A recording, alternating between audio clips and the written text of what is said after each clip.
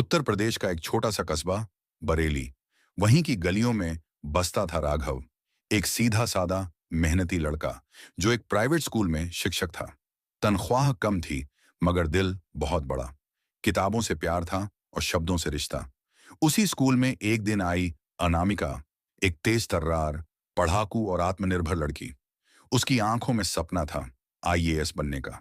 उसका आत्मविश्वास, उसकी ईमानदारी और उसकी सीधी बात राघव के दिल को छू गई। शुरुआत में दोनों के रास्ते अलग थे, लेकिन जैसे जैसे समय बीता, राघव की नजरें अनामिका की नजरों को ढूंढने लगीं और अनामिका को राघव की सादगी भाने लगी। कभी राघव उसके लिए चाय लेकर आता, कभी वो उसके लिए परीक्षा की तैयारी में मदद करती। धीरे धीरे दोस्ती एक अनकहे रिश्ते में बदलने लगी। राघव मुस्कुराकर, तुम्हारी आंखों में कोई सपना है अनामिका, मैं दुआ करता हूं कि वो पूरा हो। अनामिका नजरें झुकाते हुए, तुम्हारी दुआओं में वक़्त की सच्चाई है। राघव। 3 साल की दोस्ती के बाद जब अनामिका की नौकरी की तैयारी अंतिम चरण में थी, उन्होंने शादी कर ली, सादगी से, बिना किसी शोरगुल के। शादी के बाद अनामिका अपने सपनों को लेकर थोड़ी और व्यस्त हो गई। वो दिन रात पढ़ती रहती, कोचिंग जाती, और राघव उसे हर कदम पर समर्थन देता। राघव, मैं चाहता हूं कि तुम एक दिन कलेक्टर बनो, ताकि दुनिया देखे कि एक औरत सिर्फ पत्नी नहीं होती, वो शक्ति होती है। अनामिका आंखों में आंसू लिए, तुम मेरे सपनों का सबसे बड़ा सहारा हो। राघव। लेकिन समाज को यह रिश्ता पच नहीं रहा था। राघव के पास पैसे नहीं थे, रुतबा नहीं था। अनामिका जब परीक्षा पास करके आईएएस ट्रेनिंग के लिए मसूरी गई, तब उसके मायके वालों ने दूरी बनानी शुरू कर दी। धीरे धीरे घर में तकरार बढ़ने लगी। अनामिका का समय नहीं मिल पाता और राघव अकेला पड़ने लगा।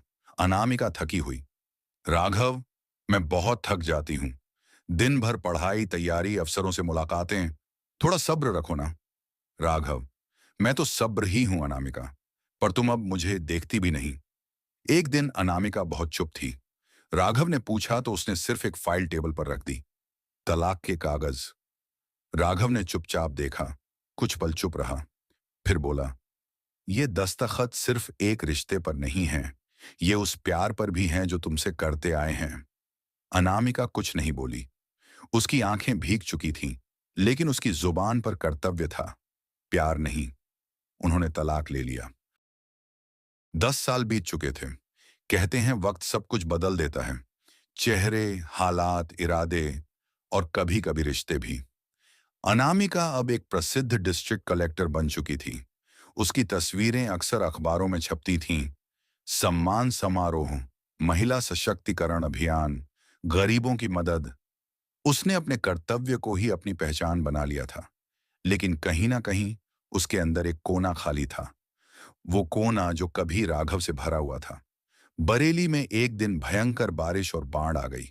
सरकारी सहायता की जरूरत थी। राज्य सरकार ने अनामिका को विशेष निरीक्षण के लिए वहां भेजा। वो वहीं लौटी, जहां कभी उसकी मोहब्बत ने पनाह पाई थी, और अब जहां केवल मलबा बचा था। बाढ़ राहत शिविरों में घूमते हुए अनामिका की नजर एक टूटे हुए टेंट पर पड़ी। वहां एक वृद्ध, फटे पुराने कपड़ों में, बेतरतीब दाढ़ी और थकी हुई आंखों वाला एक भिखारी बैठा था, जो लोगों को खाना बांटने में मदद कर रहा था। अनामिका ने नजदीक जाकर देखा, वो राघव था। एक पल को जैसे वक्त रुक गया। सामने वो इंसान था जिससे उसने कभी दुनिया से लड़कर प्यार किया था और फिर दुनिया की खातिर ही छोड़ दिया था। अनामिका हकलाते हुए, राह राघव। राघव ने देखा। कुछ पल वो चुप रहा, फिर एक फीकी मुस्कान के साथ बोला, कलेक्टर साहिबा, आपको कैसे पहचानूंगा? अब तो मैं सिर्फ एक अतीत हूं। अनामिका की आंखों से आंसू छलक पड़े। तुम यहां इस हालत में? राघव ने नजरें झुका लीं। शादी टूटने के बाद नौकरी भी छूट गई। माँ बीमार थीं, इलाज नहीं करवा पाया। सब कुछ बिकता गया और मैं धीरे धीरे जिंदगी से पिछड़ता गया। क्यों कुछ नहीं बताया राघव? तुम्हें खोकर और क्या खोता? अब जो बचा है वो सिर्फ सांसें हैं। उन्हें भी आदत हो गई है तन्हा जीने की। वो कोई आम मुलाकात नहीं थी। सब देख रहे थे। एक कलेक्टर एक भिखारी से लिपट कर रो रही थी। अनामिका, मैं तुमसे दूर इसलिए नहीं गई थी कि मैं तुमसे प्यार नहीं करती। मैं तो बस तुम्हारे सपनों से बड़ा सपना बनाना चाहती थी। लेकिन इस ऊंचाई पर पहुंचकर जाना कि सबसे नीचे सिर्फ तुम ही छूट गए हो। राघव धीरे, तुमने मुझे नहीं छोड़ा अनामिका। तुमने बस वो चुना जो तुम्हारा हक था। मैं बस तुम्हारे हिस्से का साथ था। वक्त पूरा हुआ और मैं चला गया। राघव ने जेब से एक पुराना मुड़ा तोड़ा कागज निकाला। तलाक वाले दिन मैंने ये चिट्ठी लिखी थी, पर कभी दे ना सका। अनामिका ने कांपते हाथों से उसे खोला। अनामिका, तुम्हारा जाना मुझे तोड़ देगा, जानता हूं। लेकिन अगर तुम्हारी उड़ान को मेरी मौजूदगी बोझ लगे, तो मैं खुद ही पीछे हट जाऊंगा। मेरी मोहब्बत तुम्हारी आजादी से बड़ी नहीं, पर यह मत सोचना कि मैंने तुमसे प्यार करना बंद किया है।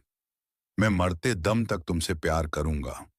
अनामिका उस चिट्ठी को अपने सीने से लगाकर फूट फूट कर रो पड़ी।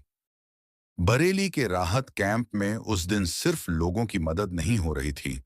दो टूटे हुए दिल फिर से एक दूसरे की धड़कनों में धड़कने लगे थे। अनामिका, जो अब जिले की सबसे बड़ी अधिकारी थी, एक कोने में बैठी थी। अपनी आंखों से अपने ही प्यार की बर्बादी देख रही थी। राघव वहीं बैठा था, शांत, थका हुआ, लेकिन सुकून में, क्योंकि आज सालों बाद उसकी अनामिका फिर से उसकी अनामिका बनकर आई थी, भले ही कुछ पलों के लिए। रात के 11 बजे थे। राहत शिविर सो चुका था, लेकिन कलेक्टर ऑफिस की कैंप टेबल पर राघव बैठा था। सामने अनामिका। अनामिका, राघव चलो, मेरे साथ चलो। ये सब छोड़ दो, हम फिर से शुरू कर सकते हैं। मैं सब कुछ ठीक कर दूंगी। राघव धीरे मुस्कुराकर, अब रिश्तों पर मरहम नहीं लगता अनामिका। जो टूटा था वो वक्त था, प्यार नहीं। पर अब मैं उस समय में नहीं हूं, और तुम भी नहीं हो। अनामिका, गुस्से और दर्द में, क्यों नहीं हो सकता? हम दोनों अकेले हैं, तो फिर साथ क्यों नहीं? राघव, क्योंकि अब तुम सिर्फ अनामिका नहीं हो। तुम इस झिले की उम्मीद हो, उसकी नेता हो। और मैं अब बस एक चेहरा हूं जिसे लोग दया से देखते हैं। अगर मैं तुम्हारे साथ चलूंगा तो दुनिया तुम्हें गलत कहेगी। मैं नहीं चाहता मेरी मोहब्बत तुम्हारे नाम पर एक छींटा बने। अनामिका की आंखों में आंसू बहते जा रहे थे। अगले दिन सुबह राहत कैंप से राघव गायब था। अनामिका ने हर जगह ढूंढा, पर वो कहीं नहीं मिला। बस एक चिट्ठी टेबल पर छोड़ गया था। अनामिका, इस बार मैं गया हूं, हमेशा के लिए, ताकि तुम्हारा कल कभी मेरे अतीत की छाया में न बिखरे। तुम बहुत ऊंचाई पर हो और मैं बहुत नीचे। अगर मैं दोबारा तुम्हारी जिंदगी में आऊंगा तो लोग तुम्हारे फैसले पर सवाल उठाएंगे, पर प्यार वो अब भी वही है। हर सांस के साथ तुम्हें याद करता हूं। तुम्हारा, सिर्फ तुम्हारा, राघव। कुछ मोहब्बतें पूरी नहीं होती, पर वो अधूरी रहकर भी मुकम्मल हो जाती हैं।